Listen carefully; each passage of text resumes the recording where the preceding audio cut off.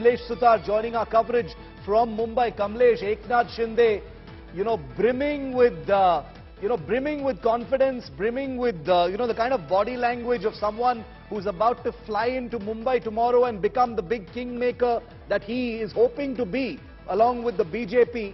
Obviously talking very procedurally, but his plan has become very clear right now. And unless the Supreme Court spoils those plans, as Nalini says, things are still wide open there.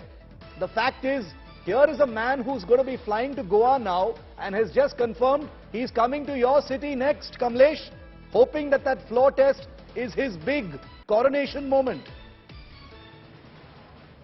Well, indeed, but all depends on what comes out of the Supreme Court. The apex court is going to decide the next course of action, and here Uddhav Thackeray is making another big exit plans. Uddhav Thackeray has just reached the cabinet meeting, which he would be chairing. Like yesterday, there are still speculations yet again saying that Uddhav Thackeray could be chairing his last cabinet meet, but this time he perhaps has an exit plan. So what's the exit plan here, Shiv? Uddhav Thackeray, his party rather, Shiv Sena, the cabinet ministers from the Shiv Sena would be proposing to rename the cities of Aurangabad and Osmanabad. Aurangabad would be renamed as Sambhaji Nagar and Osmanabad would be rechristened as Dharashiv. So that plan from Uddhav Thackeray is just another message or another symbolic gesture by him to show, which is aimed at the rebel MLAs, showing that yes, he's still firm on the stand of Hindutva. The way Congress and NCP are opposed to the move. Remember, Shiv, just before the cabinet meet began, Uddhav Thackeray's allies, the Congress and NCP went into a huddle before the cabinet meeting. They are opposed to the move of renaming Sambhaji Nagar and Dharashiv. They are into a huddle, so there might be some fiery scenes inside the cabinet. There might be heated arguments inside the cabinet, and Uddhav Thackeray might just take that moral high ground that my agenda of Hindutva of Sambhaji Nagar was opposed by the Congress and NCP, and I may take any further decision. So that might be the exit plan of Uddhav Thackeray, just to square the levels with the rebel MLAs that see, I'm still firm on my stand of Hindutva. I've opposed the Congress and NCP on the issue of Hindutva. That is what you wanted. Till the time, Uddhav Thackeray might be wanting it to fight down till the wire, till the last option, last legal and constitutional option that Uddhav Thackeray has. He is going to fight it down till there. Tomorrow 11 o'clock is the hearing. The Supreme Court is the trust vote. Supreme Court is hearing the matter, and Uddhav Thackeray is trying all possible tricks of politics and constitution and legal aspects, all that are available with him.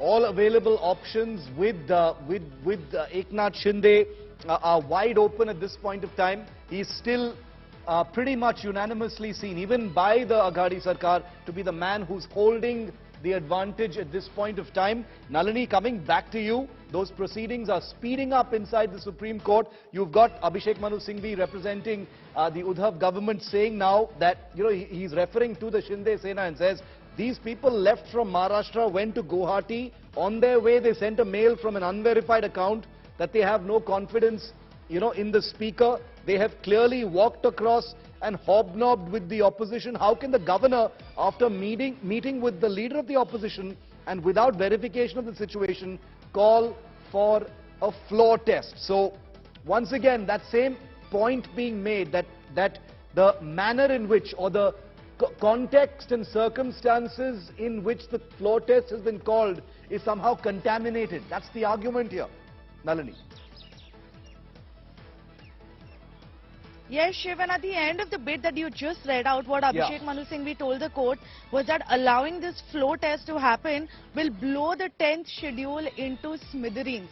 And what he means by that is that while the disqualification proceedings are pending, if these MLAs who are allowed to vote, these MLAs currently do not represent the will of the people, because they are somebody who switched their side after they've been elected, and they are currently facing disqualification proceedings. So the question is, should they be allowed to vote in this floor test at all, and should their vote even be taken into consideration? Another very important observation that has come in from the Supreme Court is where Justice Suryakant has said that there is no doubt about the fact that the 10th schedule does need strengthening.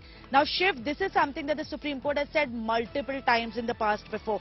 There was a very detailed judgment that had come out in 2020 that spoke about how the entire process under the 10th schedule should in fact be changed, where there should be an external mechanism that should be put in place to decide whether or not an MLA deserves to be disqualified, and it should not be left up to the Deputy Speaker to take the final decision. decision in this entire case.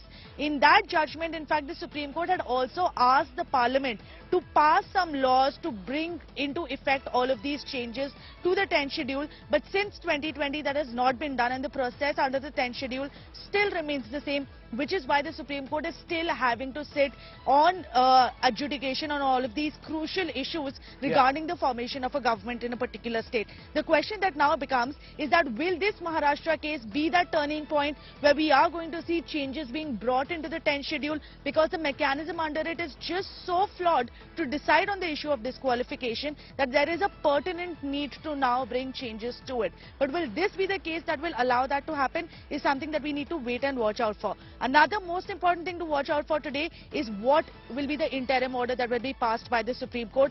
Will it be in favor of the Uddhav camp, or will it be advantage Eknath Shinde once again, like we saw in the last hearing on Monday?